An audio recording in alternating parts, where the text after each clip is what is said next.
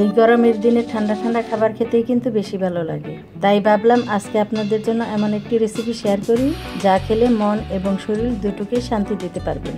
প্রথমে একটা বাটিতে কিছু কাঠবাদাম নিয়ে গরম পানিতে ভিজিয়ে রেখে দেব 10 মিনিটের মতো। ভিজিয়ে রাখার পর উপর থেকে ছিলকা ফেলে একটা বাটিতে নিয়ে নিচ্ছি।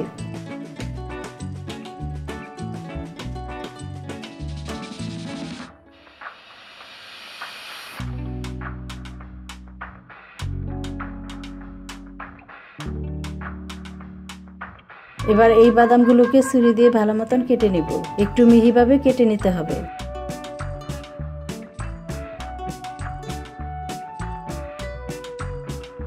সবগুলো বাদাম ঠিক এভাবে কেটে নিয়েছি। এবার অন্য একটা বাটিতে নিচ্ছি চিয়া সিড। সামান্য পানি দিয়ে ভিজিয়ে রাখবো 10 থেকে 15 মিনিটের মতো।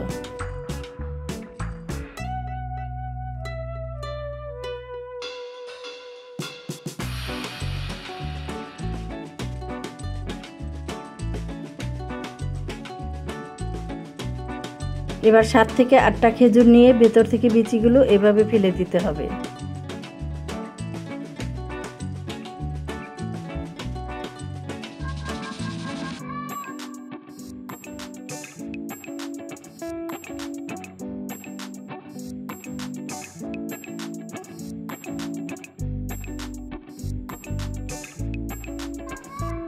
বিচি ফেলে দেওয়ার পর ছুরি দিয়ে কুচি করে কেটে নিচ্ছি।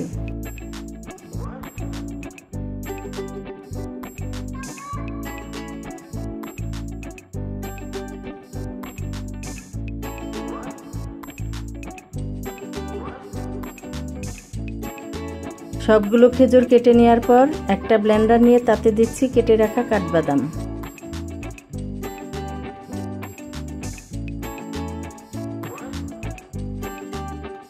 এবার দিচ্ছি কেটে রাখা খেজুর সবগুলো।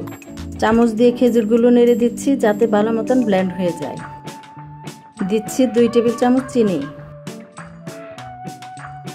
এবার দিচ্ছি 1 লিটার পরিমাণ জাল দিয়ে ঠান্ডা করে রাখা লিকুইড দুধ। দিচ্ছি ভ্যানিলা আইসক্রিম পরিমাণ মতো।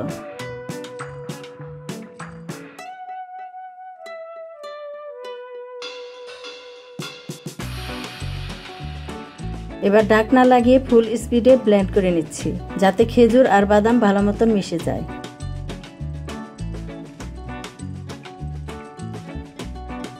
ব্লেন্ড করা শেষ হলে গ্লাসে ঢেলে নিচ্ছি।